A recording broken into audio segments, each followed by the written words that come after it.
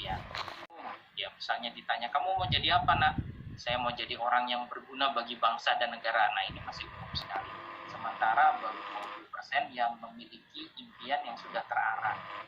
Ada juga studi dari seorang psikolog yang menyatakan bahwa 85% pilihan jurusan kelas 12 ternyata salah atau tidak sesuai dengan minat dan bakat siswa. Ini jadi permasalahan. Jadi masalah penghambat pertama lulus di UTBK 2022 adalah siswa belum punya goal setting, belum punya mau jadi apa nantinya nih. Nah, hal ini menjadi penghambat nomor satu. Yang kedua adalah siswa tidak menguasai materi UTBK. Sebagaimana yang kita ketahui bersama bahwa UTBK ini soalnya lebih susah dari ujian nasional. Banyak soal-soal yang kategorinya hot stakeholder thinking skills. Kemudian tidak ada kisi-kisinya. Ya. Lebih lanjut lagi, ada dua pola, tes potensi skolastik dan juga tes kemampuan akademik. Yang satu lebih mengukur kognitif, penalaran, sementara yang satu adalah pelajaran-pelajaran yang biasa diajarkan di sekolah. Nah, ini membutuhkan persiapan yang lebih matang. Soal yang keluar acak dari kelas 10, 11, dan 12.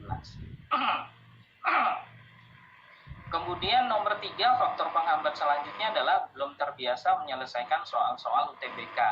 Nah, siswa yang belum terbiasa menyelesaikan soal-soal UTBK ketika menghadapi tes UTBK secara online, itu biasanya dia akan mengalami nervous atau ketidaksiapan secara sempurna. Kenapa? Karena soal-soalnya berbeda sekali. Ya, soal-soalnya sangat berbeda. Belum juga ada timing atau blocking time ya. Jadi siswa hanya bisa mengerjakan komposisi soal tertentu dalam waktu tertentu. Misalnya waktunya sudah habis, dia tidak bisa kembali lagi kepada soal yang sebelumnya. Nah, ini menjadi permasalahan.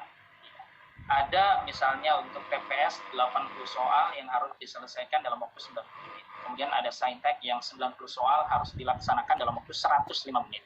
Begitu juga dengan Soshum, ada 100 soal harus dikerjakan dalam waktu 95 menit. Nah, ini harus terbiasa mengerjakan sehingga siswa bisa memanajemen waktu lebih baik.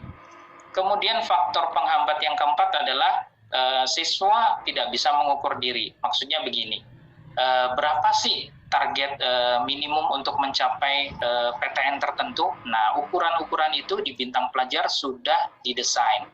Dari 2.300 jurusan PTN se-Indonesia, sudah kami desain dalam 25 klaster. Kami buatkan safe passing grade-nya berdasarkan analisis kami dan juga kajian setiap tahunnya pada siswa Bintang Pelajar, sehingga nanti bisa mengukur siswa nih. Misalnya pada tryout 1 hasilnya baru 400, sementara jurusan yang dituju misalnya psikologi Unpad ya, itu ada di angka 680-an. Nah, artinya nanti masih ada sekitar 260-an gap yang harus dia kejar. Nah, apa saja yang harus dia lakukan itu semuanya bisa dilayani di Bintang Pelajar. Kemudian selanjutnya adalah minim konseling. Tadi sudah disampaikan bahwa tahun terakhir ketika siswa mendaftar UTBK, itu siswa sudah harus menginput jurusan dan juga PTN. Kalau sebelumnya pada 3 tahun yang lalu, siswa itu ikut UTBK dulu, kemudian 10 hari keluar nilai, kemudian dari nilai itu siswa bisa berstrategi, kira-kira jurusan mana yang akan saya ambil dengan hasil nilai sekian. Nah, kali ini 2 tahun terakhir ini ya, masuk tahun ketiga, itu siswa sudah daftar di awal beserta jurusan dan PTN yang dituju. Sehingga mau tidak mau harus banyak-banyak konseling. Ya, harus bisa dilihat misalnya dengan terakhir TO saya, TO ke-10 saya nilainya berapa. Kemudian tingkat keketatan PTN yang saya tuju berapa. Apakah memungkinkan, apakah ada alternatif-alternatif jurusan atau PTN lainnya. Nah, itu semua harus konseling dengan bimbingan konseling. Nah, itu semua adalah bisa dilayani di Bintang Pelajar. Baik, ini adalah beberapa desain program pendampingan UTBK SBMPTN di kami, di Bintang Pelajar ya. Yang pertama, biasanya siswa kita berikan sebuah edukasi. Di Bintang Pelajar itu apa saja sih program-programnya, di Bintang Pelajar itu apa saja sarana yang dipakai. Kemudian targetnya adalah semua siswa memahami program pendampingan UTBK di Bintang Pelajar. kemudian memahami jalur penerimaan PTN secara update tadi yang disampaikan oleh Bapak Kepala Sekolah ya. Ada SNMPTN, ada kemudian SBMPTN, ada Mandiri dan sebagainya. Kemudian ada PTN-PTN mana saja yang jalur masuknya bisa melalui nilai raport. Jalur mana saja yang kombinasi antara nilai raport dengan nilai UTBK. Ada juga kombinasi antara nilai UTBK dengan nilai ujian mandiri. Nah, ini semua biasanya kita berikan kepada siswa pada waktu masa orientasi siswa. Nah, kemudian yang kedua adalah sebelum siswa mengikuti pembelajaran di Bintang Pelajar, kita berikan tes diagnostik atau psikotes. Hasil dari tes diagnostik ini kita bisa tahu tes IQ siswa seperti apa, kemudian minat bakat siswa arahnya kemana. Kemudian dari psikolog Bintang Pelajar akan memberikan jurusan sesuai dengan minat dan bakat siswa. Rekomendasi ini akan diberikan kepada siswa sehingga kita bisa analisis apakah jurusan yang dituju itu linear dengan rekomendasi psikolog atau tidak linear. Nah, bagaimana potensi-potensinya, bagaimana bimbingan karirnya, semua ini bisa kami berikan. Kemudian yang ketiga adalah kegiatan pembelajaran di Bintang Pelajar. Ya.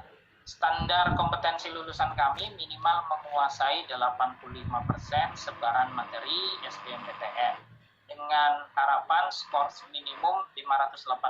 Kalau dalam hitungan kami 580 ini masuk kategori target sedang. Ya. Nah, ini bisa dicapai salah satu upayanya adalah 90% kegiatan pembelajaran diikuti siswa. Biasanya kegagalan terjadi di sini. Siswa malas-malasan masuk ke dalam kelas, kemudian tidak tercapai 85% dari target penguasaan materi, akhirnya tidak lolos di UTBK SBMPTN. Yang kedua, setiap kegiatan pembelajaran terdiri dari waktunya 90 menit, 4 kali per pekan. Di dalamnya ada tes potensi skolastik dan juga tes kemampuan akademik, baik itu saintek maupun soshum. Kemudian yang keempat, sebelumnya kami sampaikan kegiatan pembelajaran kami di Bintang Pelajar bisa dilayani secara online maupun secara offline. Kalau secara offline tentu hanya sekolah-sekolah dalam jangkauan cabang-cabang Bintang Pelajar. Namun sekolah-sekolah yang jauh dari jangkauan Bintang Pelajar biasanya kami layani secara online. Nah, kegiatan pembelajaran secara online kami menggunakan platform dari Microsoft, yaitu Microsoft Teams ya. Apa keunggulannya? Keunggulannya walaupun secara online tapi bisa dirasakan seperti tatap muka secara offline. Di situ guru bisa men-share papan virtual, bisa men-share soal secara langsung, bisa men-share pembahasannya, ya bisa komunikasi dua arah secara real time. Itulah keunggulan dari Microsoft Teams. Selain itu, jika siswa berhalangan hadir atau sudah belajar tapi ingin mengulang kembali, maka siswa bisa belajar menggunakan hasil rekaman dari Microsoft Teams. Jadi setiap pembelajaran kami rekam, kemudian siswa jika ingin belajar kembali atau ingin belajar materi yang tertinggal, bisa menggunakan hasil rekaman dari Microsoft Teams. Kemudian kami juga ada e-modul, baik itu TPS maupun TKA, kami sematkan dalam Learning Management System Bintang Pelajar. Kemudian ada video pembelajaran, ini kami berikan ya video-video pembelajaran secara tematik. Jadi misalnya siswa belum menguasai materi A, nah itu bisa dilihat di galeri video-video pembelajaran Bintang Pelajar. Sehingga kami harapkan video ini bisa membantu siswa memahami materi dengan lebih baik. Kemudian yang keempat adalah ada konsultasi akademik maupun psikologis ya. Jadi konsultasi akademik ini biasanya untuk siswa-siswa dalam kategori belum masuk ke zona hijau. Di sini kita lihat ya, dari hasil psikotes maupun hasil tryout, biasanya kami buat matriks potensi dan target sekolah lanjutan. Ini contohnya seperti ini. Di sini ada kuadran-kuadran, ada hijau, kuning, oranye, dan merah. Kalau hijau ini cenderung aman, kuning masih sedang, oranye ini potensinya rendah, merah ini sepertinya potensinya sangat rendah. Nah, semua siswa kami analisis dan kami masukkan ke dalam matriks potensi dan target seklan. Nah, bagaimana untuk bisa menggiring siswa dari yang potensi rendah ke potensi tinggi? Yang pertama adalah tentu kita berikan tambahan materi bagi siswa yang masih kekurangan pada materi tersebut. Atau ketika sudah berlalu sekian tryout, misalnya kita analisis, ternyata yang perlu dievaluasi adalah jurusan dan PTN-nya. Ini menjadi salah satu cara untuk meminimalisir gap dari kami. Nah, kemudian ada konsultasi psikolog ya, baik berupa motivasi, konsultasi jurusan dan PTN maupun bimbingan karir. Nah, di kami ini sudah lengkap ya, memiliki learning management system bintang pelajar. Di dalamnya nanti siswa juga bisa melihat ya rekomendasi jurusan-jurusan dan juga passing grade seluruh jurusan PTN se-Indonesia. Kemudian kami juga ada KP super intensif SBMPTN ya. Kalau tadi belajar di hari-hari reguler, baik itu di jam sekolah atau jam setelah sekolah. Nah, kalau KP super intensif SBMPTN ini sangat super intensif, artinya sehari belajar bisa 2-3 kali ya kegiatan pembelajaran, dan ini dilakukan setelah ujian sekolah. Dari ujian sekolah sampai SBMPTN biasanya ada jeda tuh, apakah 4 pekan, 6 pekan. Nah, itu yang kita gunakan untuk KP super intensif SBMPTN. Belajarnya setiap hari, kemudian 1-2 pekan setelah ujian sekolah ya, 2 KP per hari sampai 3 KP kalau waktunya mencukupi. Kemudian kita push anak-anak dengan latihan mandiri setiap harinya. Kemudian ada tryout UTBK dari kami, ini yang kerjasama dengan bintang pelajar ya, SMA ITL Kafid kerjasama dengan bintang pelajar dalam hal penyediaan soal-soal tryout UTBK dan juga scoringnya, hasilnya, laporan perkembangan siswanya, dan juga nanti konsultasi berkaitan dengan hasil nilai tryout UTBK ini. Nah, di kami tryout UTBK sudah sesuai dengan spesifikasi dari LTMPT. Baik itu berkaitan dengan jumlah soal, kemudian metodenya, ya computer based test, kemudian mengikuti sistem blocking time tadi yang sudah saya jelaskan, bahwa siswa ketika sudah masuk ke subtes berikutnya tidak bisa mengulang ke subtes sebelumnya. Kemudian ada penilaiannya juga sesuai dengan LTMPT, yaitu menggunakan item respon teori, di mana siswa dengan jawaban yang sama belum tentu nilainya sama. Itu nanti ada pembobotan. Semakin sulit soalnya, semakin tinggi nilai bobotnya. Semakin mudah soalnya, semakin rendah nilai pembobotannya. Jadi walaupun jawabannya sama, kemudian sistem akan melihat berapa persen bisa menjawab soal-soal dalam kategori sulit, berapa persen soal-soal dalam kategori mudah dijawab. Dan itu semuanya menggunakan item respon teori. Nah, untuk tryout dengan SMA IT Al-Kafi nanti saya sampaikan di akhir, ini pendampingan pada umumnya ya. Kemudian harapannya dari tryout ini adalah 100% siswa siap menghadapi soal-soal UTBK. Nah, kemudian ada laporan perkembangan siswa, biasanya maksimum 2 pekan setelah tryout ya. Itu kita berikan laporan perkembangan siswa, baik itu secara online maupun nanti ada secara cetaknya. Nah, laporannya sifatnya komprehensif. Nah, seperti apa sih nilai bentuk laporannya ya? Contoh laporan UTBK SBMPTN bintang pelajar. Nah, ini bisa dilihat di sini. Laporan perkembangan belajar siswa, situ lengkap ya, melihat grafik perkembangan tryout dari tryout 1, tryout 2 dan seterusnya. Kemudian dari subtes 1 ke subtes berikutnya. Ya, misalnya di sini penalaran umum ya, naik turunnya seperti apa.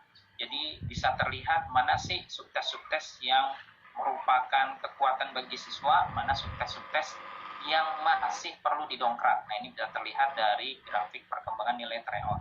Kemudian ada juga analisis butir soal. Ya, semua soal mau itu dijawab, mau tidak dijawab, kita berikan analisis butir soalnya. Nah, dengan melihat nilai-nilai yang salah, ya, materi-materi tertentu yang masih salah, ini siswa bisa lebih memfokuskan di materi ini, sehingga jarak gap daripada hasil tryout ke passing grade PTN yang dituju bisa semakin diminimalisir. Nah, kalau sudah belajar dari TO1, TO2 sampai TO10, biasanya ada 3 kategori materi nih. Yang pertama adalah materi yang bisa dijawab selalu benar oleh siswa. Nah, artinya siswa sudah bisa nih memahami materi tersebut. Ya, penguatannya berupa pengulangan review sedikit-sedikit. Kemudian ada pula soal di TO1 dia bisa jawab benar, di TO2 salah, di TO3 benar lagi, di TO4 salah. Nah, berarti perlu intervensi. Di sini perlu pengayaan soal, perlu latihan soal yang lebih variatif. Nah, kemudian perlu pengayaan materi juga. Ada juga kategori soal ya, dari TO1, 2, 3 sampai 10 ternyata siswa ini selalu salah. Nah, inilah yang perlu penguatan, perlu KP ekstra. Nanti bisa minta ke bintang pelajar untuk penguatan KP ekstra ya. Nah, ini juga analisis butir soal, baik itu tes potensi skolastik maupun tes kemampuan akademik ya. Jadi semuanya lengkap. Kemudian tryout UTBK SBMPTN kami juga sudah prediktif ya, bisa memprediksi kelulusan PTN. Ya, misalnya tadi hasil tryoutnya 690-an. Nah, di sini dia ingin mengambil jurusan aktuaria Universitas Indonesia. Saya passing grade dari kami poinnya adalah 708,16. Ya, di sini prediksi kelulusannya belum lulus, baik itu TO1, 2, 3 maupun 4. Kemudian di pilihan kedua dia tidak mencantumkan sehingga tidak ada analisisnya. Nah, selain itu kita juga memberikan rekomendasi jurusan dan PTN yang available bisa dipilih siswa dengan hasil tryout tertentu. Yang tadi kan 690-an. Maka di sini kami tampilkan semua jurusan PTN yang bisa diambil dengan skor sekitar 690-an. Nah, jadi bisa dilihat di sini alternatif jurusan PTN kalau tujuan utama kita tadi belum tercapai. Nah, kemudian kita juga punya training motivasi dan goal setting ya. Targetnya adalah semua siswa semangat mengikuti pembelajaran, kemudian siswa memiliki goal setting ya, target-target yang sudah lebih spesifik, SMART ya, terukur juga. Kemudian siswa punya komitmen mencapai cita-cita dan mereduksi hambatan. Biasanya di sini nih Pak. Kemudian cukup kami jelaskan juga tentang support system dari bintang pelajar. Tadi sudah dijelaskan tentang Microsoft Teams. Selain Microsoft Teams, kami juga membuat learning management system bintang pelajar. Ya. Di sini bisa terlihat satu aplikasi untuk semua kebutuhan.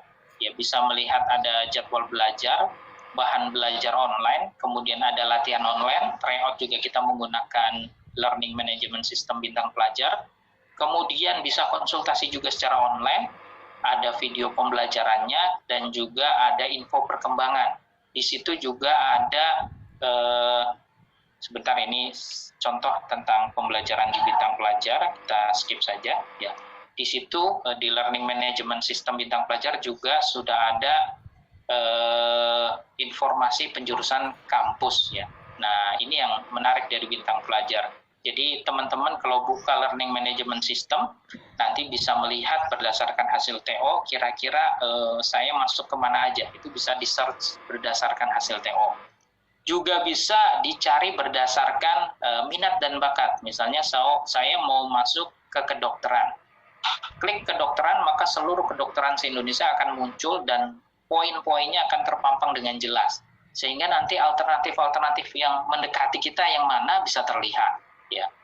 Jadi itu sistem penjurusan di bintang pelajar sudah cukup komprehensif sehingga siswa bisa melihat langsung menggunakan learning management system bintang pelajar.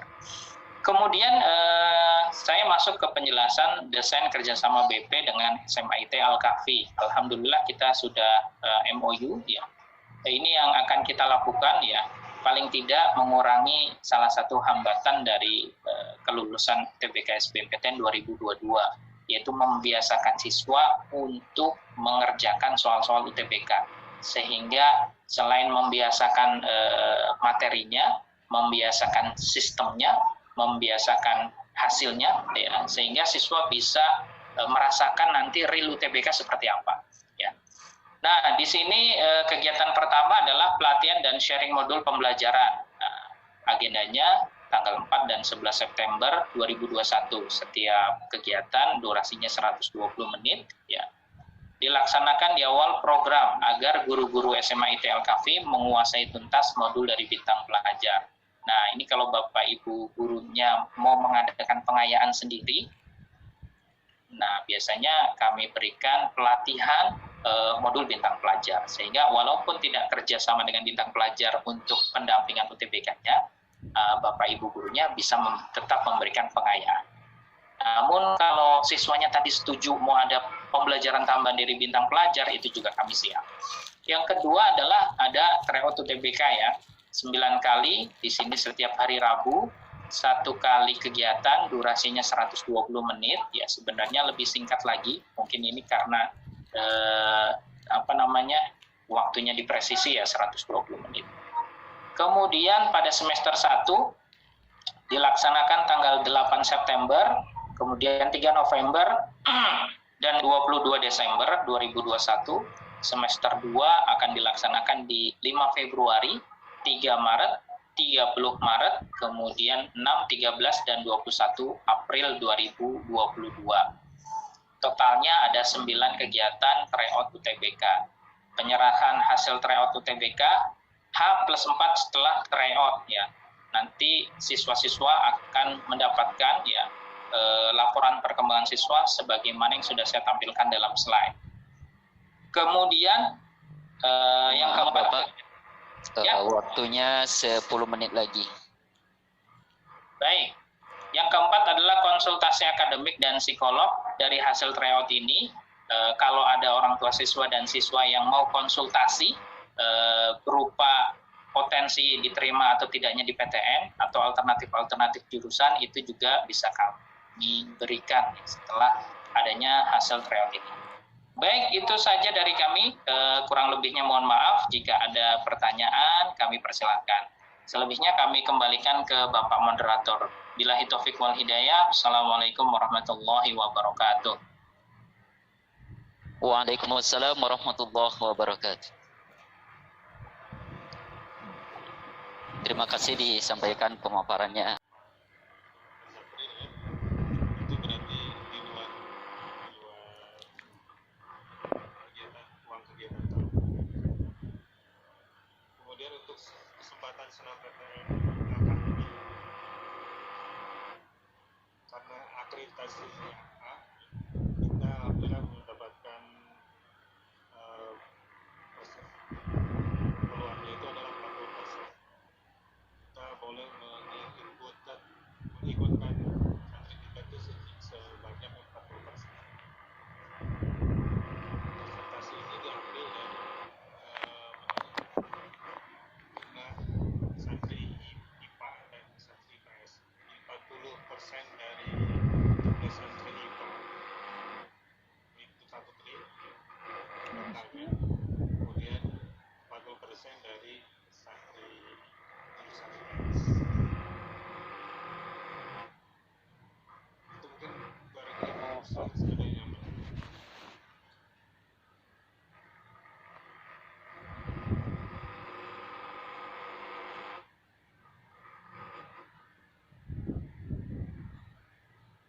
Sebelum Ibu Husnul menambahkan ya atau dari pihak BP nanti, ini ada beberapa pertanyaan tambahan. Yang pertama, bagaimana cara menghitung skor UTBK ya? Mungkin ini nanti orang tua juga bisa mempertimbangkan hasilnya untuk peluang santri di PTN seperti itu berdasarkan hasil PO. Yang kedua, pembelajaran anak-anak yang isoman di rumah itu seperti apa ya. Terus yang ketiga, mungkin bisa di-share ya, bisa melalui orang tua, bisa melalui wali kelas nanti ya, terkait passing grade kampus dan jurusan ya. Terus yang keempat, apakah ada psikotes untuk melihat minat dan bakat anak seperti itu.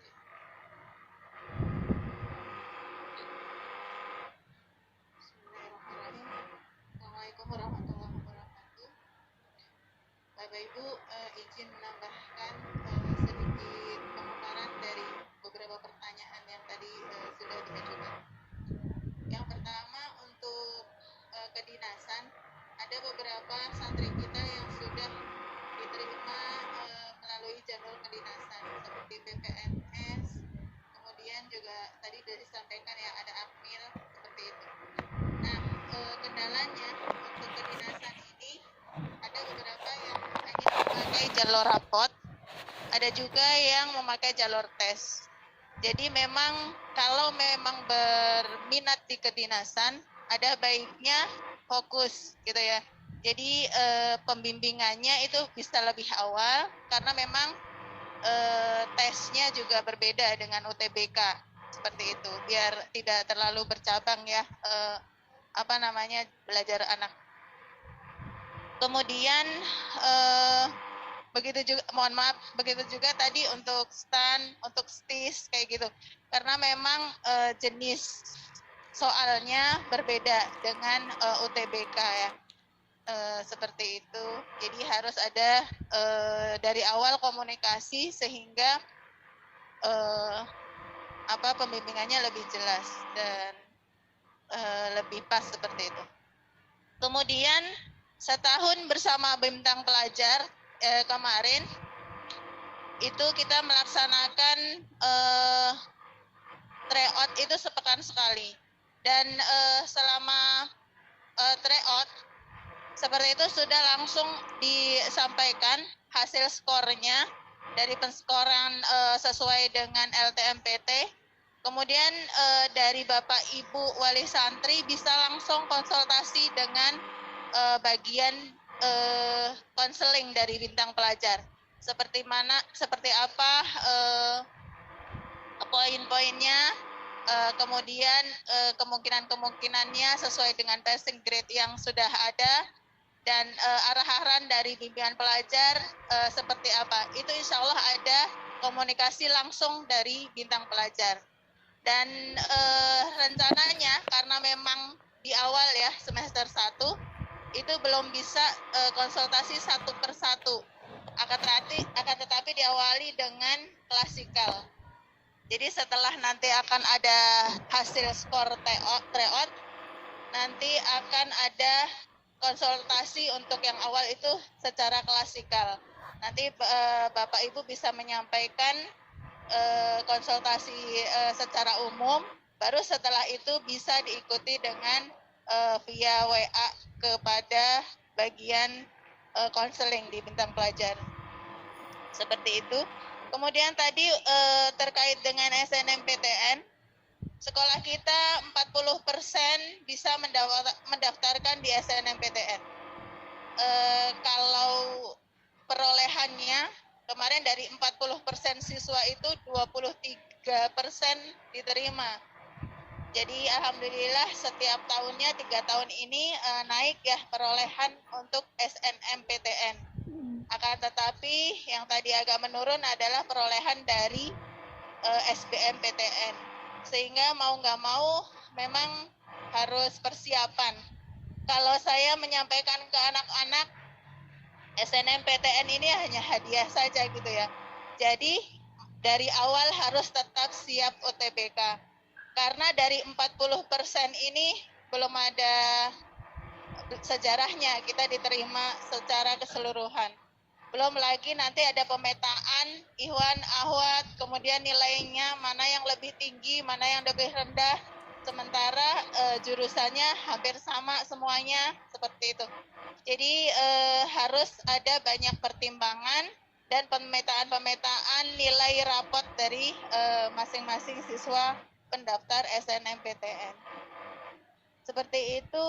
Kemudian untuk psikotes, insya Allah nanti ada psikotes penjurusan sebagai bahan pertimbangan untuk anak-anak kita menentukan jurusan apa yang lebih pas buat mereka.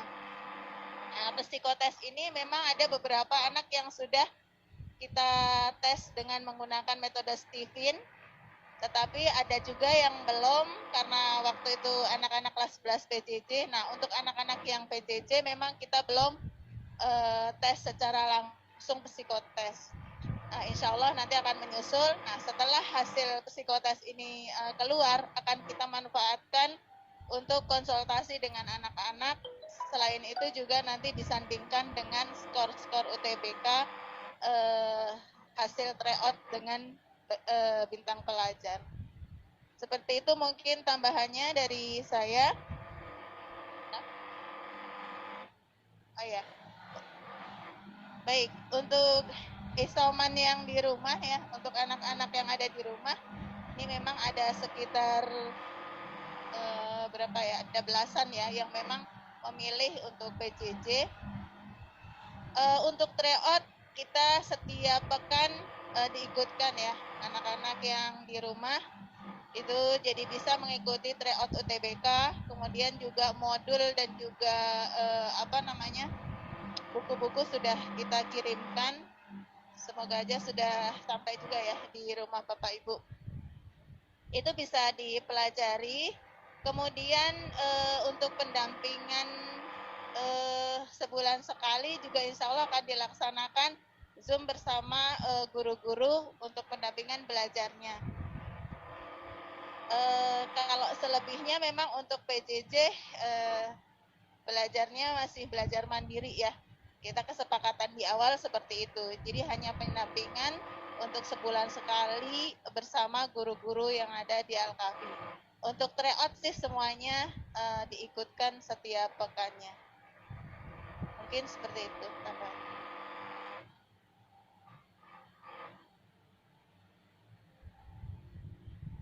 Untuk jalur prestasi memang ada beberapa ya Bapak Ibu. Selain PPKBUI juga ada bibit unggul di Undip ya, saya lupa namanya. Nah itu ada beberapa pilihan juga. Kita sampaikan kepada anak-anak peluang-peluangnya seperti apa. Kalau Undip memang agak diperhatikan ya, karena memang bisa memakai jalur tahfiz, bisa memakai prestasi-prestasi lain, misalnya bagian olahraga dan sebagainya. Insya Allah masih ada kemungkinan untuk di Undip. Tetapi untuk di UI memang beberapa tahun ini kita memang agak les ya untuk UI, dan kita belum bisa menembus UI lewat jalur prestasi maupun jalur SNMPTN. Nah ini juga kita sampaikan kepada anak-anak realnya seperti itu. Bahkan saya juga agak ini ya, ketika tahun kemarin ada anak kita yang prestasinya luar biasa di karate ya. Karatenya sudah sampai nasional bahkan internasional, mendapatkan sertifikat secara internasional. Akan tetapi kalah dengan sekolah yang ada di Jakarta yang tidak mempunyai prestasi.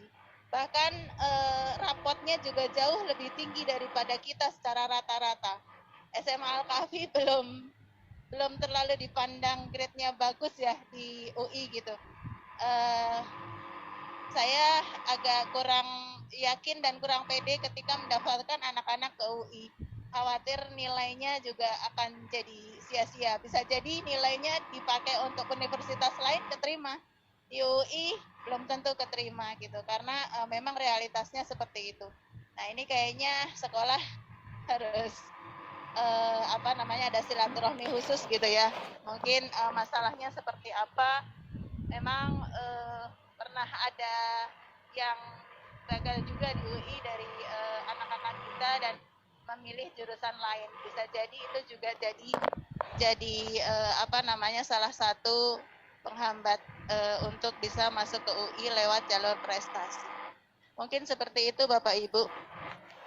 Assalamualaikum warahmatullahi wabarakatuh.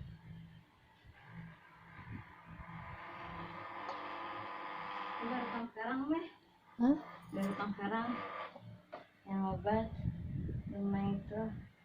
Nah, piwang Aceh.